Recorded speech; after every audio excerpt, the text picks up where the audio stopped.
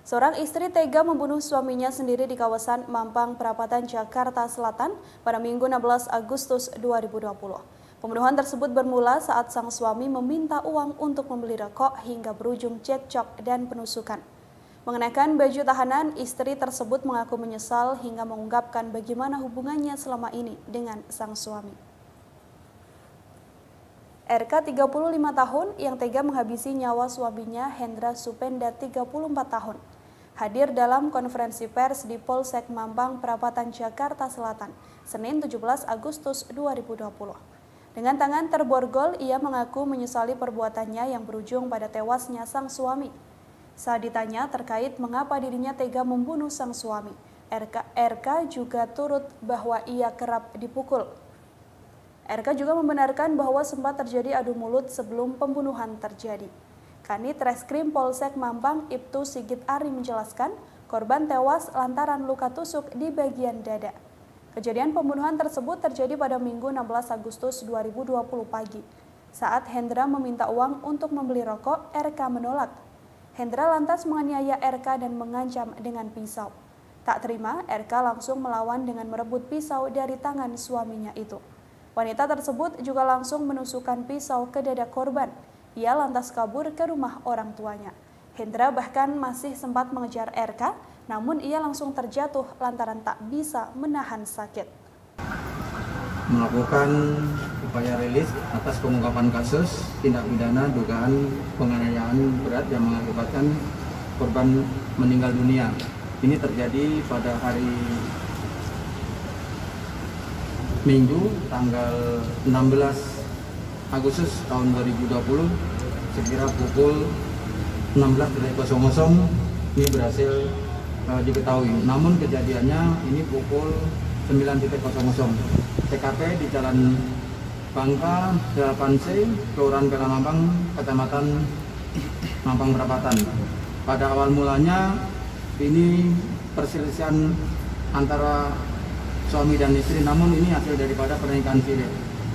Dari hasil pernikahan siri ini, korban awalnya adalah berselisih dengan istrinya, kemudian memukul. Setelah memukul, kemudian ada suatu memang perlawanan ya, karena si korban ini adalah membawa sebelah pisau dengan mengancam. Nah, pada saat mengancam menggunakan pisau tersebut, ini kemudian direbut. Setelah direbut, pada saat dipegang oleh istrinya, kemudian langsung didorong, ini tusuk mengenai perlukaan pada dada. Setelah luka pada dada jatuh, kemudian sempat bangun dan mengejar istrinya. Kemudian jatuh lagi korban, diketahui oleh mertuanya, kemudian dibawa ke tempat lain di tempat pekerjaan di laundry. Nah, di situ kemudian berupaya untuk dirawat sendiri, tidak dibawa ke rumah sakit lah, tidak memberitahukan. Namun sekitar pukul 15.30 ini orang tuanya memberitahukan kepada puskesmas. Setelah memberitahukan kepada puskesmas, kemudian didapati ternyata sudah tidak bernyawa, meninggal dunia. Kemudian memberitahukan ke Polsek. Setelah itu Polsek datang ke TKP, olah TKP langsung Rajimbin, kemudian juga dari Kanit Reskrim.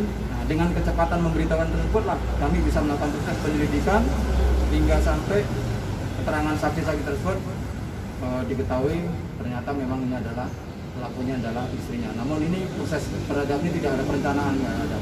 Datangnya seketika, memang ini karena si suaminya menggunakan pisau ya, nanti langsung digunakan untuk menusuk. Kemudian yang kita periksa saksinya sudah ada 5, kemudian proses barang buktinya berupa sebelah pisau, kemudian sudah dilakukan otopsi, kemudian akan kita lakukan proses tindak pidananya lebih lanjut, proses penyidikannya. Kalau dari keterangan beberapa juga memang saksi memang sering ribut. Jadi suami istri pernikahan siri ini sering ribut ya, kemudian karena memang menganggur ya, lakinya menganggur, kemudian istrinya tersebut pernah bekerja di satu tempat di hotel sebagai pegawai, terus kemudian dalam situasi COVID ini nggak ada penghasilan, sering marah-marah, ini mengakibatkan sering emosi lah dari suaminya. Kalau selama ini memang dari keterangan tersangka sering marah-marah, kemudian sering mukul, itu ini kebiasaan daripada si laki-laki tersebut. Apakah memang karena menganggur atau tidak, tapi dari keterangan karena memang tidak punya pekerjaan tetap sehingga nggak punya penghasilan. Terima kasih sudah nonton. Jangan lupa like, subscribe, dan share ya.